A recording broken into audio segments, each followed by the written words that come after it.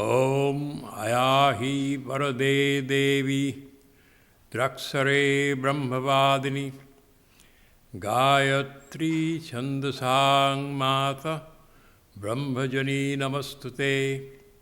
Om Asato Ma Sadgamaya Tamaso Ma Jyotirgamaya Mrittor Ma Amritangamaya Aviravir Maedhi Rudra Jatte Dakshinamukham Tenamang Pahi Nityam Tenamang Pahi Nityam. Om Shanti Shanti Shanti. O Divine Mother of the Universe, reveal Thyself in our hearts and in our midst. We invoke Thy presence amidst us. Thou art the sacred words of the Scriptures. Thou art the embodiment of knowledge and liberation. Thou art the supreme bridge to immortality. Lead us from unreal to the real, from darkness to light, from death, disease and suffering to immortality. Manifest Thyself in us through and through, and protect us with Thy compassionate face. Om, peace, peace be unto us, peace be unto all living beings. This morning, I intend to speak on the subject, time factor in reaching the goal. Spiritual quest is a quest for our true self, also known as God. It begins in the outer world, and not finding that self or God anywhere, the seeker finally returns to him oneself and begins the journey inward. This is when we quest becomes worth the name spiritual. Until then it is religious, observing formalities, doing this, doing that, but not necessarily spiritual. A person can be religious but not spiritual. Only fortunate souls undertake this journey. And inner awakening drives them toward that. Question comes, why a person should make a spiritual quest about something which they don't know, they don't see? Answer is, inner awakening comes. The inner awakening results from their evolution. From the animal life, human life came. The soul began to evolve.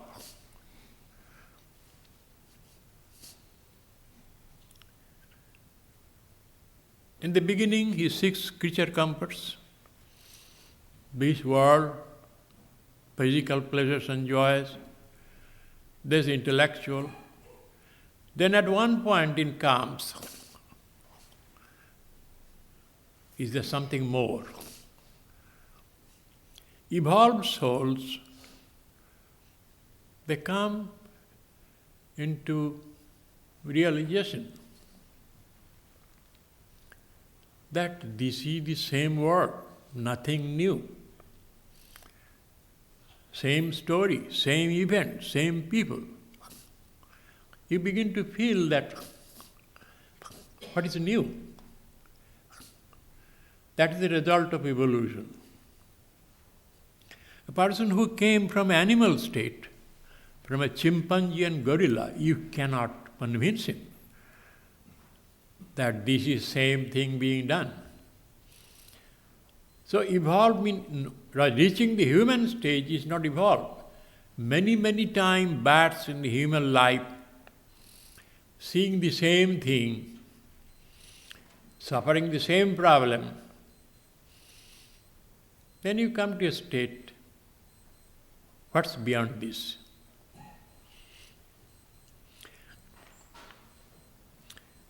They are not fully awakened, at the same time they are not fully lost in dream and sleep. So spiritual quest is for those who are half awakened. They are not totally ignorant, then they will not come to the service, listen to my, all these dry things. Neither they are fully awakened. If fully awakened, they do not need classes, lectures and books.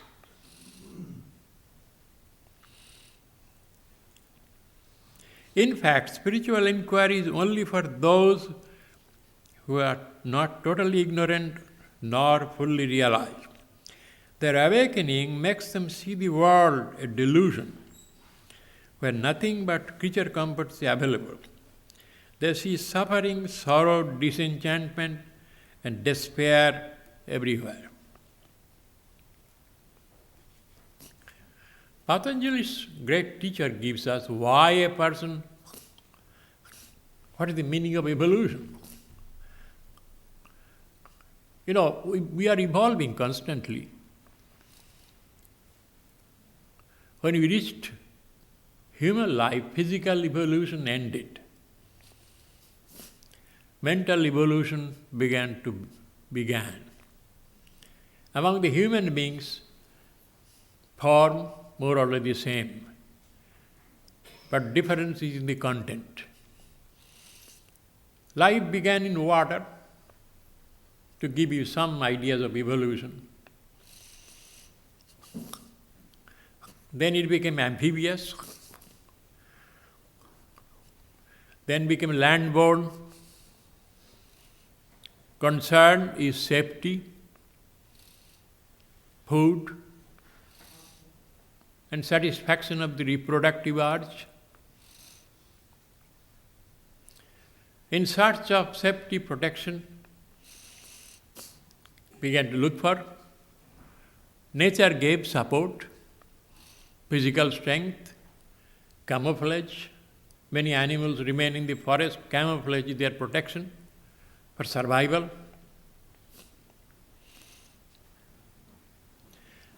Then perfecting the form, it came.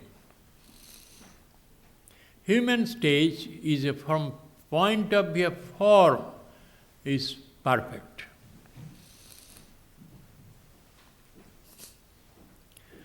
But physical evolution ended there. Now, before that human stage, animals had lower brain,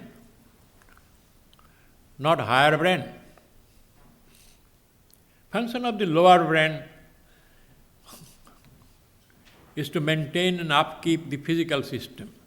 Breathing, lung, blood flow is done by the lower brain. We are not aware of it. And there was no higher brain. From human stage, higher brain came up, began to grow. When it came, maintenance of the body, upkeep, left to the lower brain. Higher brain began to do research and development, giving it leisure. Is there anything else? What we can do about it? Moment higher brain developed, nature withdrew the support. A human being can handle a huge elephant, a poisonous cobra, a tiger, because human being depends upon mental strength. In the animal stage, heavily dependent on physical strength. Then evolution comes when we will depend not only on mental strength but soul strength, strength of the soul, which is used by the prophets and saints. When they talk to you, they talk to your soul. So nature, that's why you will find, we have the tooth. There are two canine tooths are there. In the animals they are big. In human, becomes shrunken. In other organs, in animals are big. In human being got shrunken. By controlling the lower impulses through higher brain, reasoning developed. By controlling and purifying the reason, intuition developed. So he does not need any more physical strength. In Sanskrit it is said, Bahubalam, Buddhibalam, Dharmabalam. Animals depend upon Bahubalam, physical strength. In the human stage, Buddhibalam, mental strength. Superhuman stage, Dharmabalam. So therefore, that's why in human being, brain is a little bigger. But although I sometimes suspect bigger brain, but maybe it is empty.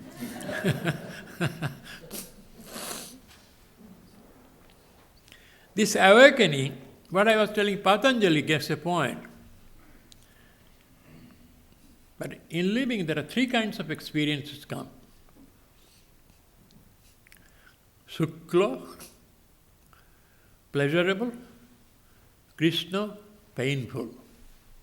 And Sukla Krishna, mixed. As you begin to evolve, you are born again and again, suffer again and again.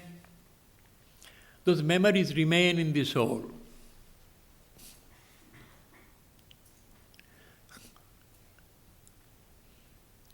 And those memories, both three kinds coming. Accumulation of painful experiences begin to increase. Then spiritual search begins. Confucius, the Chinese philosopher, said, there is no cure for the sickness of a person until the person feels sick of his sickness. Are we sick? If it is not, there is no cure for it. Who is enjoying sickness?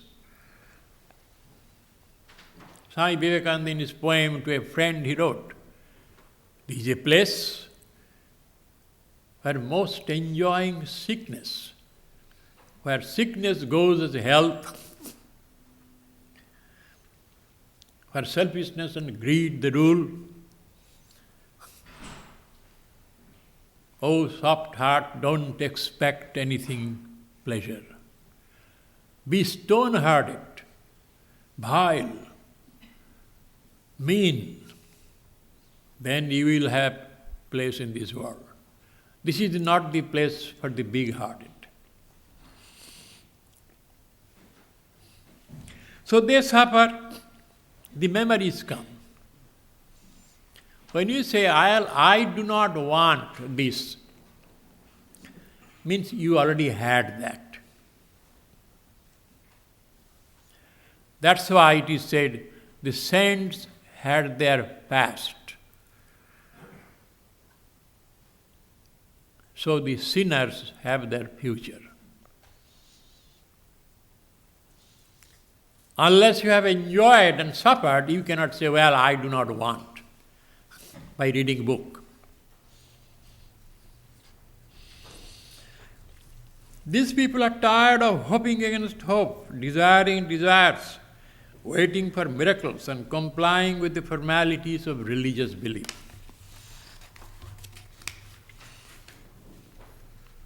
They become restless for certain, direct, experienceable about the reality of God and validity of spiritual truth. Their journey to the goal is inward, outward finished. So long you think God or something miracle hidden in the mountain,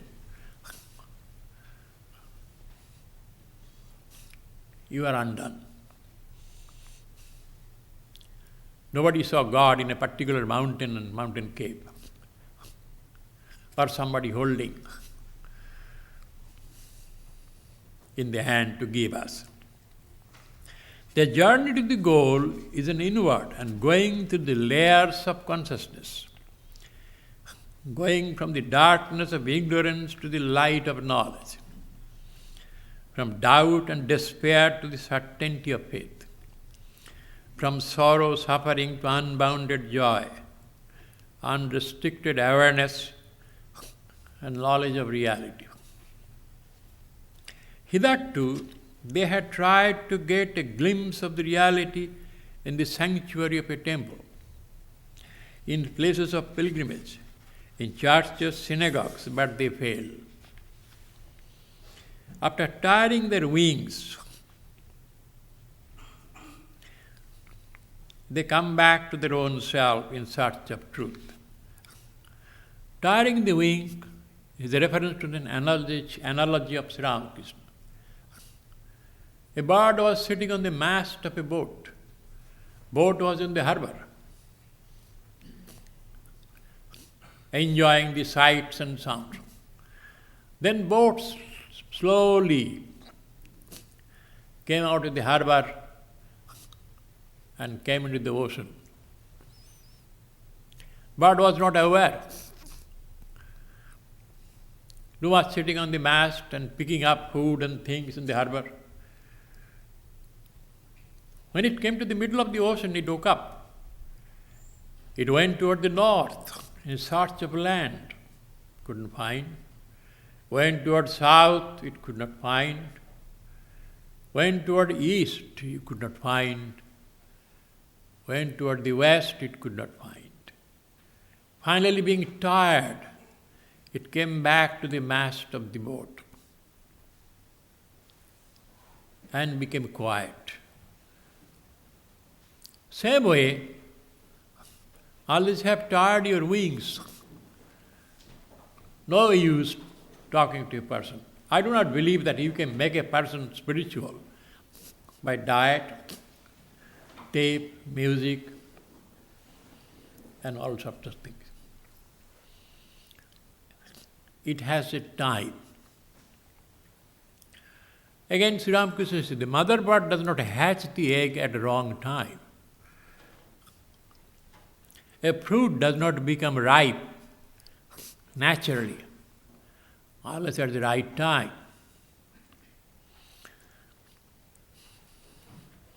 The road to the goal, being inward, is not always well charted. It has its peaks and valleys and is beset with many temptations and dangers. Only a seeker undaunted by obstacles, determined in effort, sincere in purpose, can hope to reach the goal.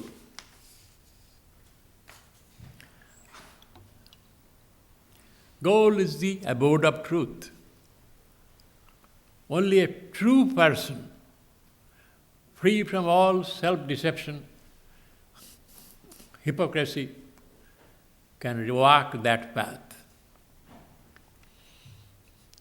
Generally speaking, there are 4 phases of the journey. Study of scriptures, the first phase. What is the way? Where do I get peace? What can give me validity of truth? He begins to gather information. Goes from temple to temple, study books, hears talk, discourses. Why? There is no other thing. About the proof and reality of God, only proof is direct perception that can silence doubt. Until then, all proofs are indirect. Inference, analogy, reasoning, argument. You cannot prove the existence of God. Reason can be used both ways. People read scripture, but because they do not practice disciplines of purity, they do not understand. Same Bhagavad Gita you read now and read after 20 years, you will find different meaning.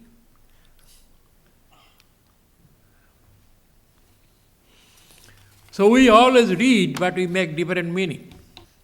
A Spanish teacher was explaining to her class that in Spanish, unlike English, nouns are designated as either masculine or feminine. A student asked, what gender is computer? Noun. Instead of giving his answer, the teacher split the class into two groups, male and female, and asked them to decide for themselves whether computer should be masculine or feminine. Each group was asked to give 4 reasons for its recommendation. The men's group decided that computer should definitely be of the female gender because 4 reasons.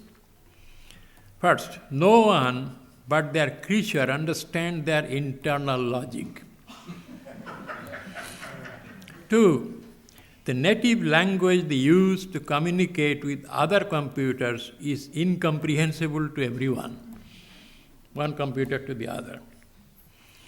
3, even the smallest mistakes are stored in long-term memory.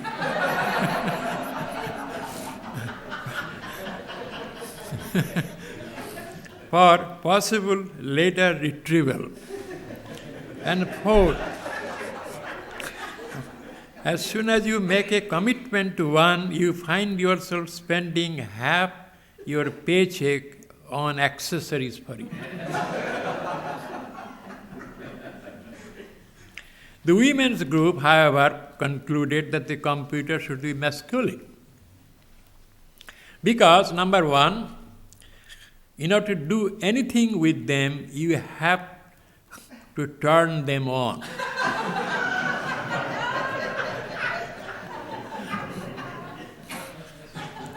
2, they have a lot of data but still can't think for themselves. 3, they're supposed to help you to solve problems, but half the time they are the problems.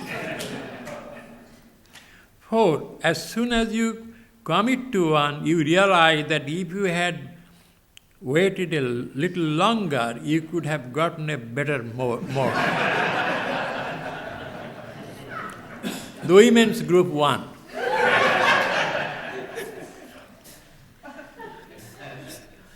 So similarly, we read scriptures, we make meanings. This is. We don't follow logic, proper logic. So scripture, it's called aptavak.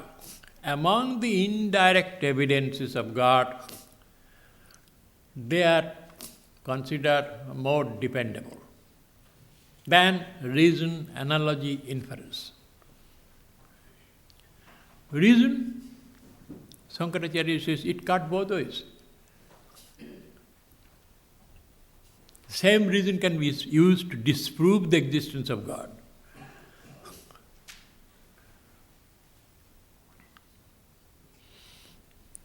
Second, commitment to a path.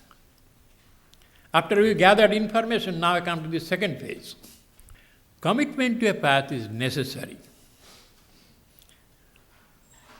Somebody tells you that, well, truth is in the downtown, Wall Street. Now, how to go? You have ways, depending upon where you are. If you are in Manhattan, 94th Street, which route you will take? If you are in Queens, you will need another route. If you are in New Jersey, you will take another route. So path to that goal, depending upon where you are, in what stage of evolution you are. Path must be searched according to your heredity, temperament, liking, ability, and your defects. Nobody is perfect. commitment is necessary to deepen the spiritual root. There is such a thing as root. If you want to get water, you have to dig in one place. Without root, there is no fruit.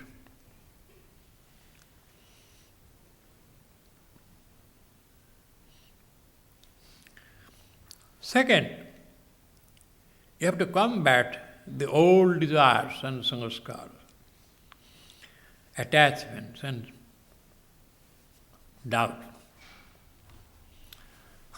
However, you say, I have faith.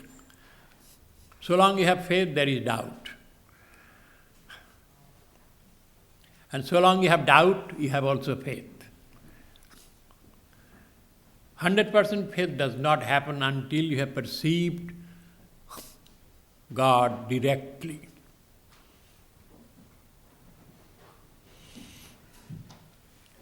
Then there is called recoiling effect of the mind. As you begin to proceed further, mind has a recoiling effect. Like a gun, when a person shoots, that is a recoiling. When you want to do something good, doubt comes, recoiling. When you want to think of the holy, unholy desires will come.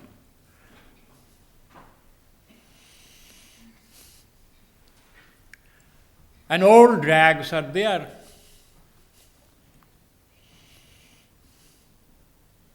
You have to combat them. Spiritual practice is not just I do little meditation and little this and this. Two ways. You have to take care of the rear and forge front.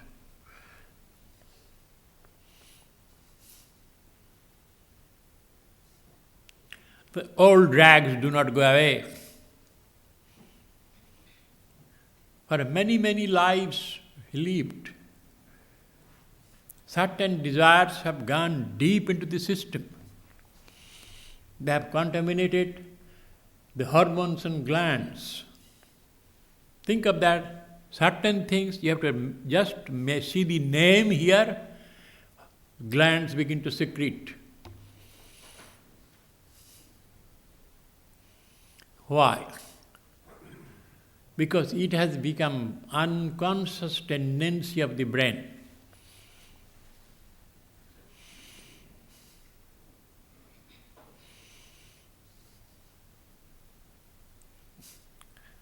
Certain picture you see, body's hormonal changes will undergo change.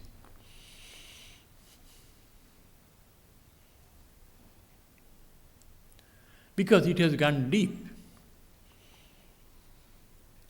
Certain desires and attachment you may rub it off through austerity, penance, but most of them are deep. They do not go away by prayer, meditation, pilgrimage. They need participation in enjoyment. You may say, well, enjoyment will bring painful experiences. True, they need more painful experience. If you say a person is quite happy, he does not care for religion, God, or anything, well, wait. He has not been punished enough. Wait a little. Third, practicing spiritual disciplines to purify the mind. Truth, seeing God, is a revelation. He is revealed everywhere and every time. But we don't see. So you purify the mind. Another name of that, you wake up.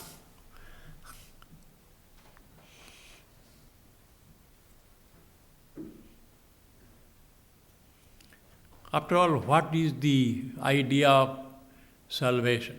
You wake up, you are in a long dream and having nightmare, just as every day you go to the dream state and wake up in the morning.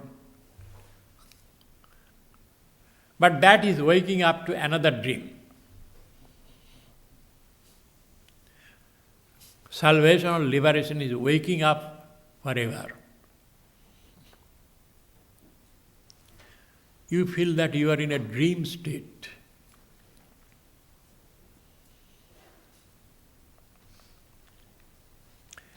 Why study the scriptures? Because they give us some indirect information, somewhere to begin.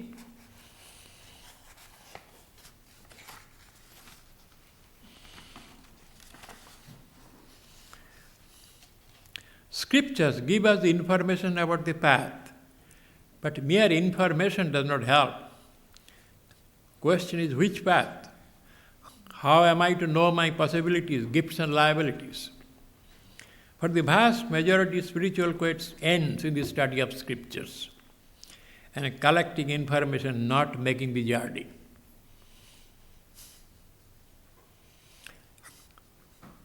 They again fall asleep.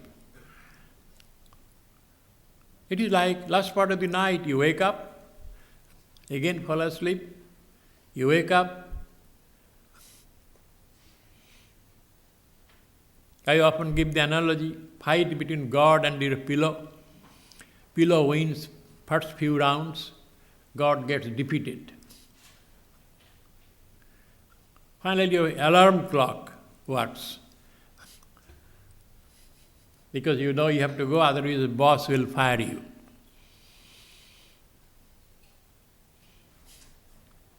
Then he wakes up. There is a lethargy. Exactly the spiritual lethargy. Second phase of the path is commitment. Guided often by a spiritual teacher. Is it absolutely necessary you have to have a spiritual teacher? We are told God is the ultimate teacher. True. But we are dependent on specialists in every field of life. In medicine, finance, engineering, in politics. Without that, great danger. Your mind will think of this path today, tomorrow another. Moment you hit a trouble, you say that this is not my path. You take up another. There also hit a bigger trouble. The whole life ends up in disaster. Nothing wrong. Who is a teacher? He is stainless, pure, has direct perception, and can inspire you to the path. Swami Vivekananda in one place says, without a teacher, spiritual practices create lust. This very word in the inspired talks are there. With a teacher illumined, seldom it happens.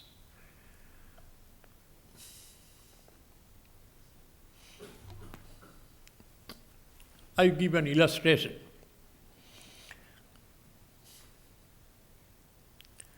In the book Swami Vivekananda's Reminiscences,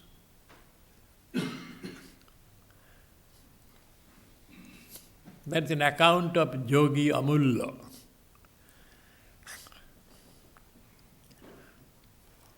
Swami Vivekananda had a disciple who used to live in the city of Allahabad. During the pilgrimage days, he stayed in his house for a few days. He used to come from Allahabad to Belur Math to see the Swami once in a while. Once he came, Swami Vivekananda asked, "Do you know Yogi Amulya, who lives in Allahabad?" In Allahabad there is a place called Jhusi. One side Ganges, another side Yamuna, that triangular place, surrounded by water. And all the ascetics, yogis, they live there. When he heard, he said, "Sir, I know him.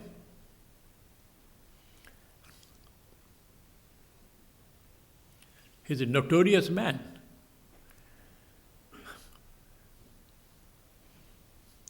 I would stay away from him from 2 miles.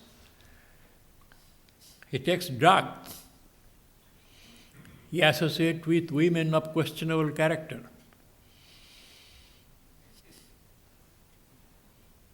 Swami Vivekananda became grave.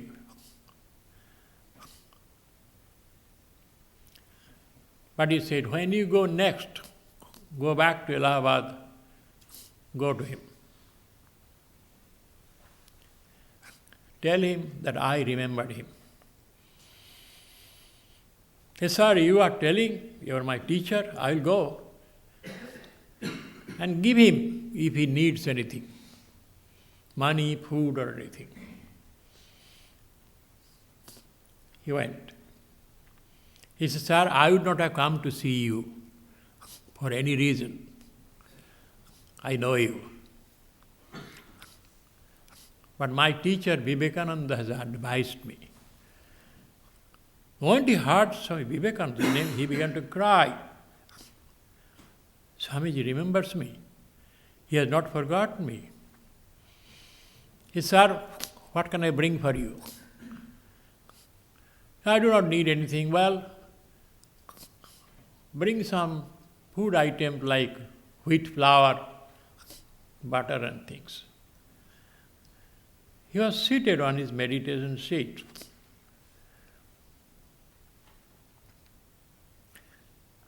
After 2 days or so, when he brought those things, he saw he left. Then after 2-3 days, he heard Yogi died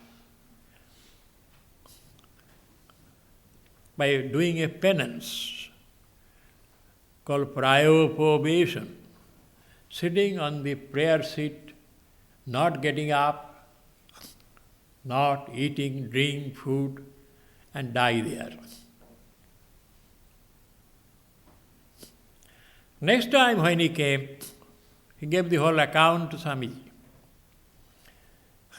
Then Swami Vivekananda said, "This Amulya was my class friend, the most brilliant man I ever saw. He had too much self-confidence in himself. He used to say, amongst Ramakrishna's disciples, only Narendra is the most brilliant, others are dull.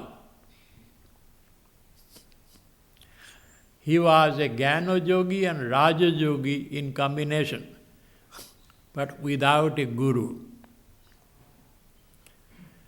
This life is gone.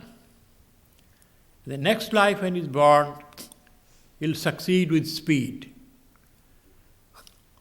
This remark is there. It's a risky business.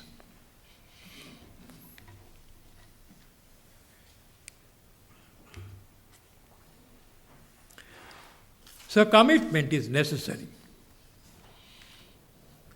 3 blessings are necessary to undertake spiritual journey. They are human birth, longing for the goal, and blessing and guidance of an awakened spiritual teacher. Shankaracharya in his Vivek Chudamani says, 3 must converge. Mere longing for the goal will not be enough. Only human birth is where a person can undertake spiritual quest.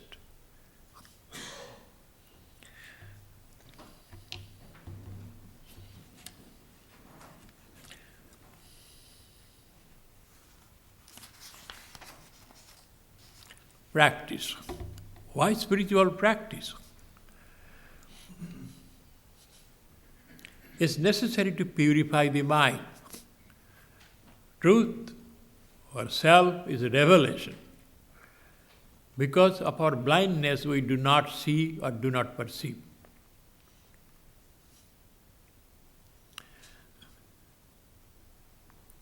We don't wake up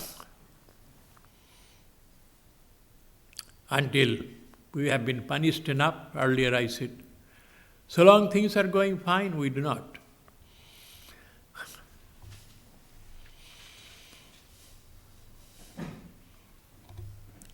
I can tell an old story.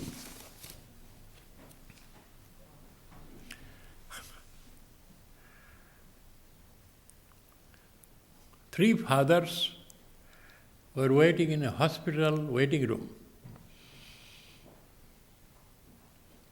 when their wives were in the labor,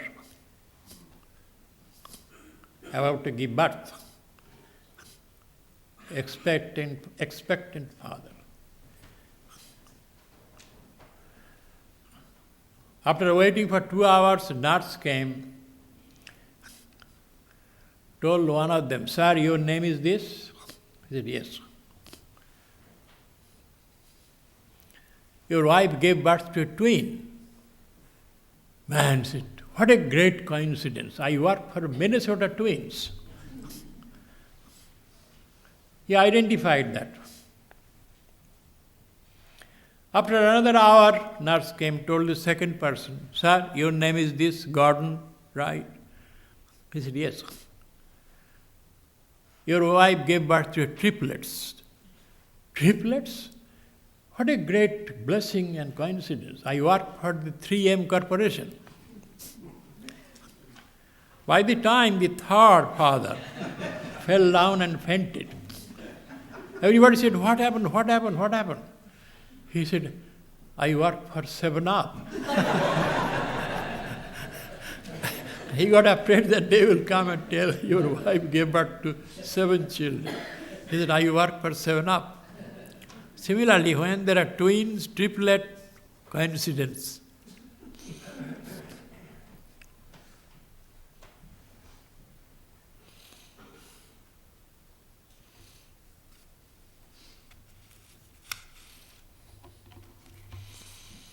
Spiritual practice to purify the mind, preparing the body and mind for the final revelation. This body cannot see God and know God. This body is good for making money, eating food, and having creature enjoyment. Through spiritual practices, you change the blood, bone, marrow. That is the remarkable gift of a human being. By changing thoughts and desires, he can reincarnate. You need pure blood, pure desire, pure aspiration. You have to give your whole mind. You cannot do on Sunday afternoon and this and morning, then after that you go. We are all trying, but we go in the morning 2 steps forward, by the end of the day 5 steps backward. This is happening.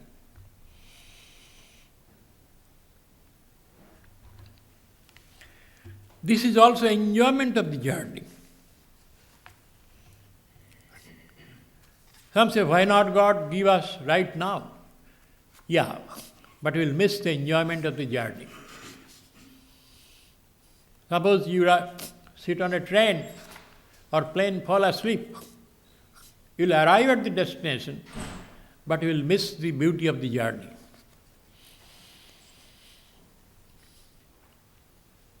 It has two-way practices, combating the old attachments and sanskaras and forging ahead.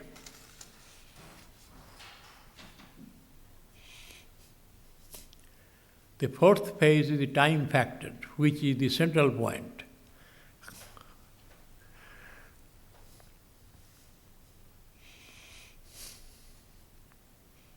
Why there is such a thing as time factor? Can we not hasten our steps by intensifying our effort?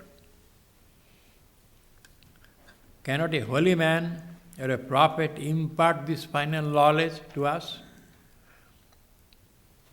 If darkness is accumulated in the mind over thousands of years, should we have to wait another 1,000 of years? If the bondage of karma increased over many, many births, should one wait for many, many more births to dispel that karma?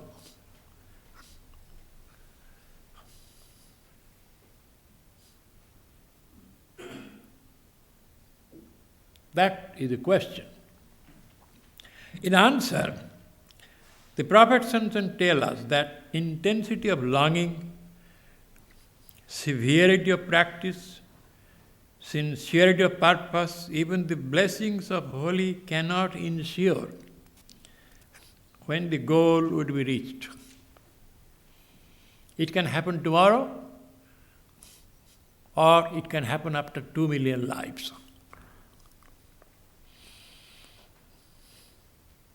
Revelation comes in a flash, but preparing our psychophysical system for this revelation takes a long time. This revelation cannot be programmed. It comes when you are established in complete desirelessness, intense longing, when we become breathless and intensely restless for the goal. So our desires are not intense. We are not breathless.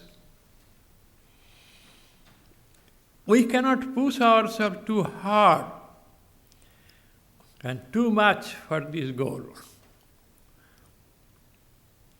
Among the desires are some very deep-rooted. They cannot be eradicated by reasoning, prayer, austerity, or pilgrimage. They drive the seeker for participation in gross enjoyment. Hence the need for time factor.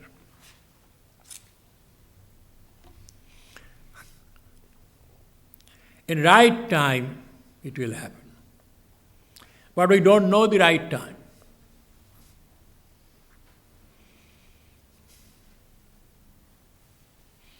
Unalloyed bliss of self becomes distasteful unless the seeker is desireless. You won't be able to enjoy. You won't be able to maintain. God does not reveal Himself to us until we are able to give our entire mind, all desires to Him. The time factor is to prepare our system.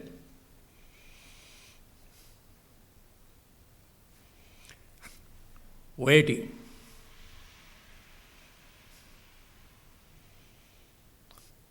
With patience.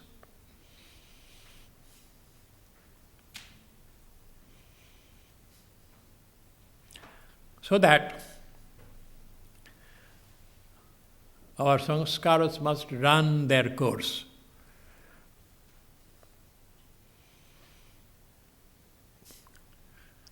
Prophet said, do not do that for our good. I'll give, from Sri Ramakrishna's life, some illustrations.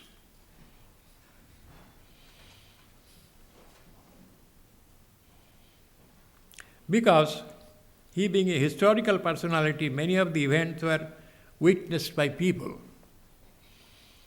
and they are most believable. Case of Mathur, the owner of the Kali temple. Wealthy man, powerful man. Mathur one day expressed desire. Baba, Father, I do not have anything. All the devotees come, they experience ecstasy and others. Sri Ramakrishna said, Mathur, you are serving me. You don't need all these things. No, Father. So Sri Ramakrishna said, well, I will ask the mother. Within 2 days, Mathur began to experience ecstasy.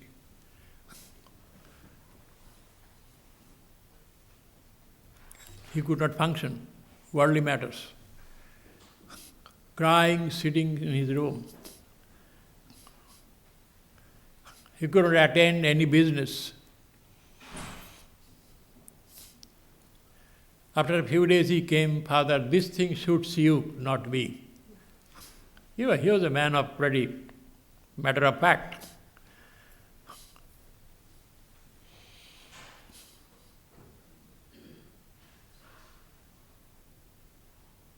But deep inside, his love for Sri Ramakrishna. 14 years he served. When Holy Mother first came to Dakshineshwar, Sri Ramakrishna lamented, my Mathur is gone. If he had been here, he would have taken care of you much more than I am doing.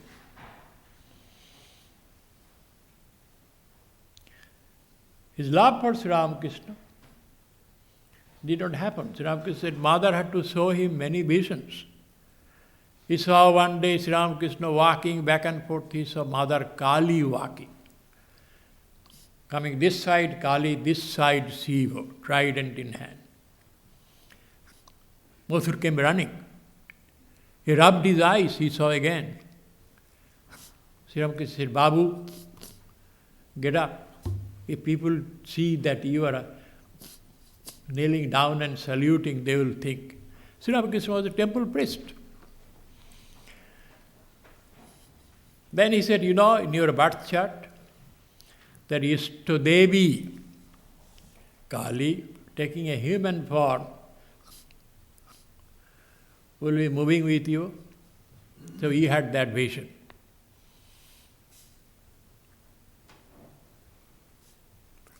So Mathur came and returned.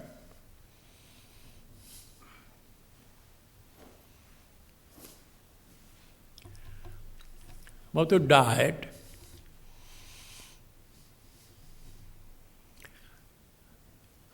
In the gospel it is there. Some devotee asked her, where is Mathur now? He loved you so much, you loved him. Do you know what Sri Ramakrishna said? He must have been born somewhere as a king. He still had desires.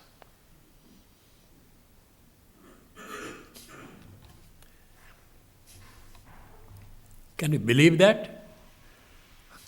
But all this will not be lost. When that time comes, his job is done. But he has to work out those. Somewhere he is born as a king.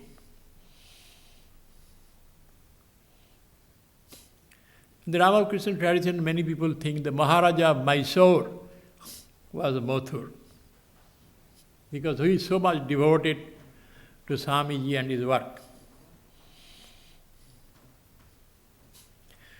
Second illustration, Hridaya.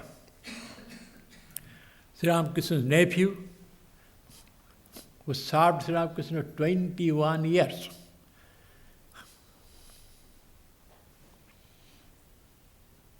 Hridaya one day said, Uncle, I am with you all these years, nothing happened to me. He said, you are serving me. You don't need anything. It will come automatically. He said, no, uncle.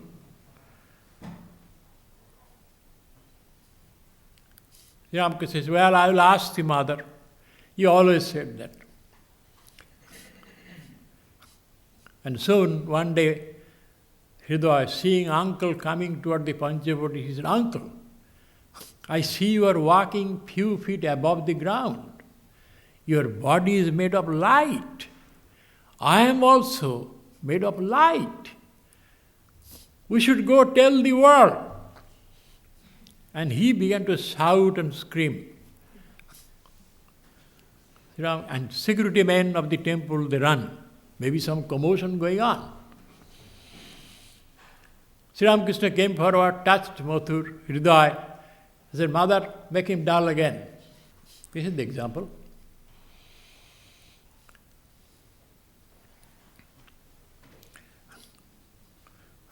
Vaikuntha, whose name you find on the January 1st, Vaikuntha Sannal, the great master. Sri Ramakrishna's final revelation. He prophesied, before I go, I make everything public about himself.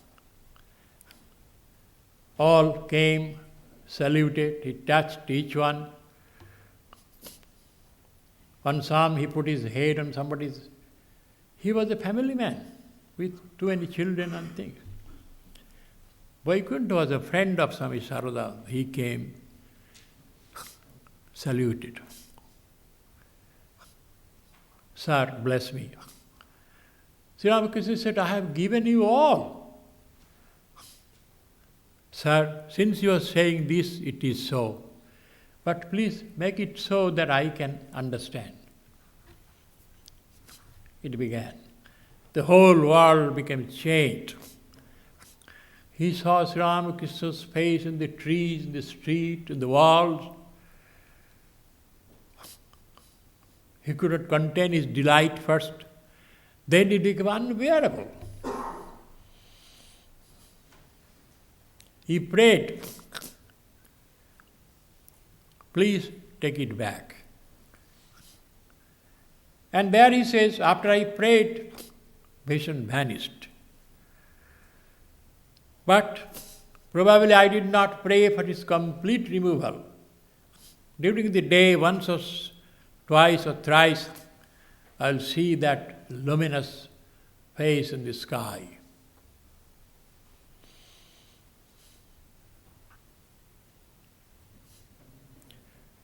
I come to Hazra.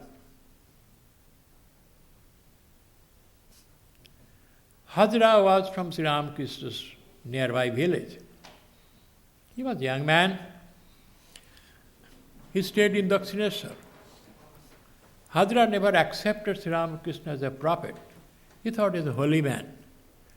And he thought he was bigger and greater than Sri Ramakrishna. Third gospel you will find.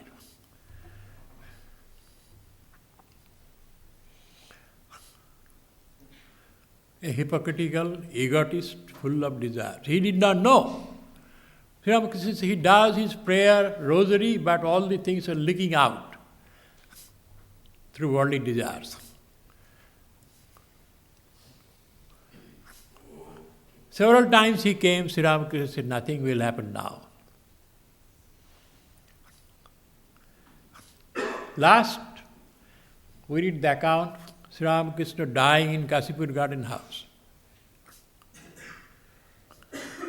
Hazra pleaded with Narendra to take his help.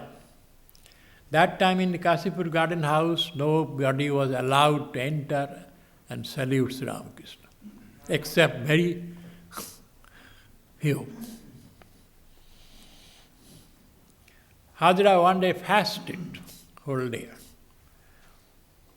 and came with the help of Narendra. Entered Sri Ramakrishna's room and clasped his feet. Sri Ramakrishna became very agitated and angry. He said, nothing will happen. Asked Latu Swami Adiswarananda to remove him from the room.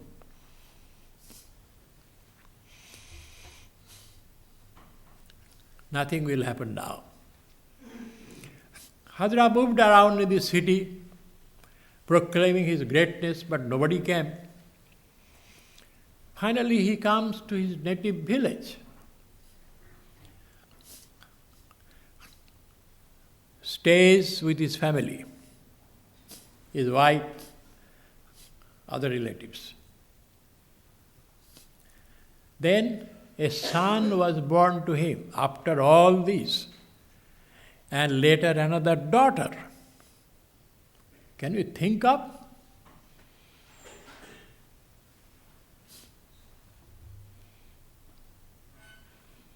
These were there.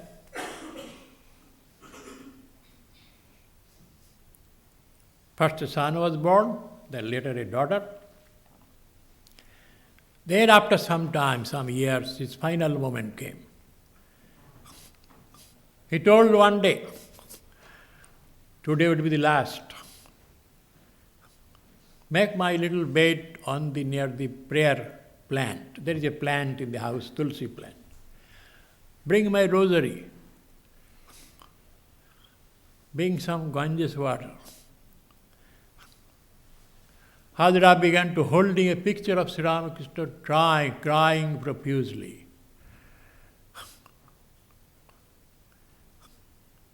Then he lay down. Then final ecstasy came. He said, Sri Ramakrishna, you have come. He identified two other persons, Ram Datta and Swami Yogananda. Yogin, you have come. Ram, Dada, you have come. Bring 3 seats, he told his family people. They have come to take me. With these thoughts, Hajra passed away. Sri Ramakrishna said, you will have that only last moment. Fourth illustration I will give. Those who read the Gospel, there is an account of one young man. The Gospel is ending there. Rabindra. Rabindra came to Sri Ramakrishna some time before. Even he stayed 1 or 2 nights in Sri Ramakrishna's room. Sri Ramakrishna blessed him. Rabindra asked for the final blessing. Sri Ramakrishna said, you have to wait a little. You have to go through some experiences. Then it will happen. Meanwhile, Sri Ramakrishna died. And the dark cloud came over Rabindra. After that, Sri Ramakrishna's disciples gathered in a dilapidated house in Baranagar, beginning of Ramakrishna Math. One day, Rabindra, all of a sudden, came running from Calcutta, wearing a piece of half cloth, like a delirious person, telling, that woman is a traitor, cheated me, destroyed me, I'll never again go there. Suddenly brothers knew Rabindra because he received the blessing of Sri Ram. He said, what happened? He said, this is this. They pacified him.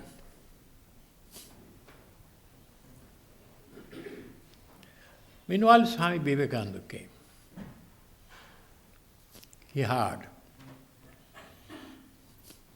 He said, come with me. Let us go take a dip in the Ganges. He brought him.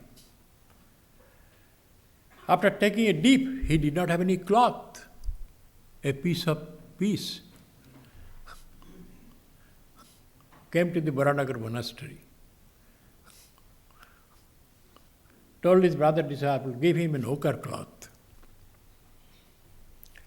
All were shuddered. Ochre cloth? M was present. You will read the account. Last page. Him said, ochre cloth? Swami Vivekananda said, yes. M asked, what is that for? He said, for renunciation of lust and gold. So Rabindra is ready for it? Swami Vivekananda said, yes. His dark days are over. The blessing which he received, so powerful, brought him back. So similarly, we do not know What sanskaras are there deep inside?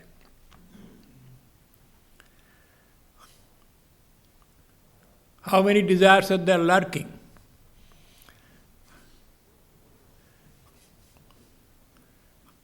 It can happen right tomorrow.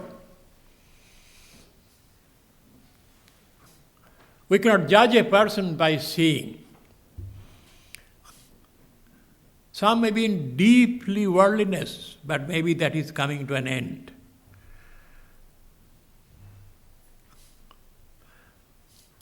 That is the meaning of time factor. Finally, time factor. Why should you be restless? You are a human being. Spend the days in chanting the name of God. What else? They are worthwhile in this life. You came, chanted the name of Sri Ramakrishna, loved him, sang, danced, then depart. Again go there. These memories will go. That I spend some part of my mind cherishing this desire. It will take you to heaven, or even places higher than anybody can think of. Thank you. Om Jananing Saradang Deving Ramakrishnan Jagatguru Padapadmetayo Sritva Pranavami Muhur Muhur. We bow down to Mother Saradan, the great Master Sri Ramakrishna. We take refuge at their feet and bow down to them over and over again. Om, peace, peace be unto us, peace be unto all living beings.